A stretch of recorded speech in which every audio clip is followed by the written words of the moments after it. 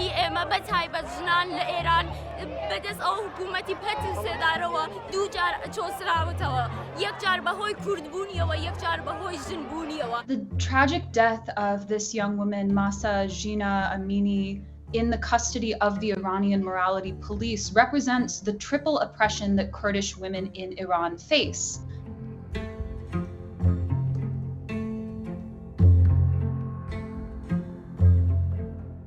The Iranian government is, in its current form, a repressive, theocratic regime, all of whose citizens are oppressed in that way. Women in particular, all Iranian women, suffer from a regime of gender discrimination that persists in all areas of life, including the most personal ones like what they choose to wear, areas like marriage, divorce, where they can travel, and what jobs they can get.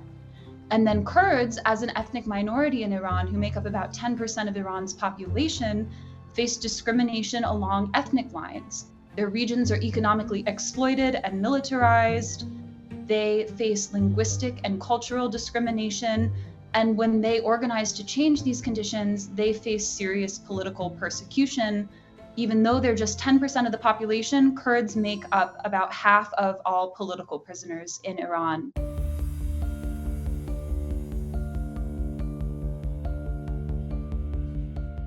It is women's participation all across Iran that is adding strength to these demonstrations.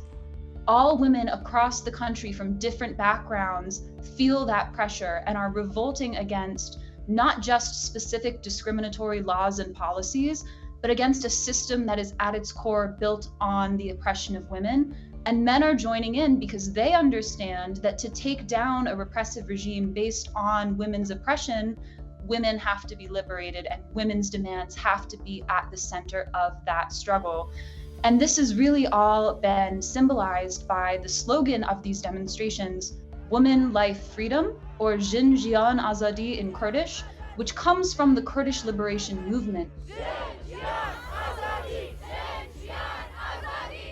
So in all 4 states in which the Kurdish people live, these regimes are repressive nationalist regimes that deny their people democratic rights and that particularly deny the Kurdish people their rights and identity as a community. Women have been at the forefront of Kurdish liberation struggles.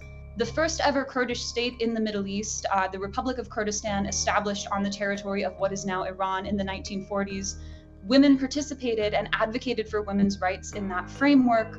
Women fought in national liberation struggles against the establishment of the Islamic Republic in Iran.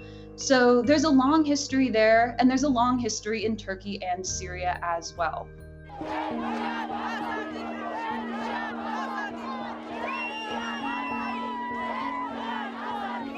Some of these women's protests have actually faced suppression and opposition from Iraqi Kurdish authorities, but Iraqi Kurdish women are protesting anyway.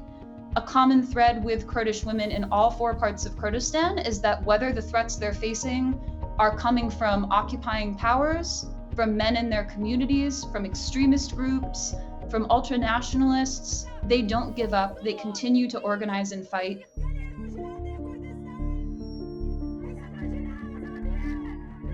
Kurdish women in Iran right now are demanding that the world hear that they're fighting for not just freedom from dress codes or morality police, but freedom from the entire theocratic system that oppresses all women.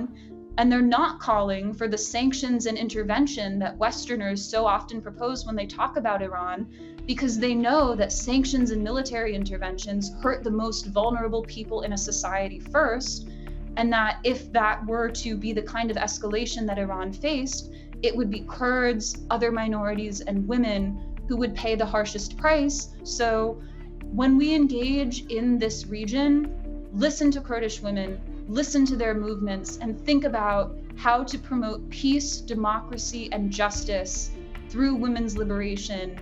These women have an alternative for the region and the world. Their vision is powerful.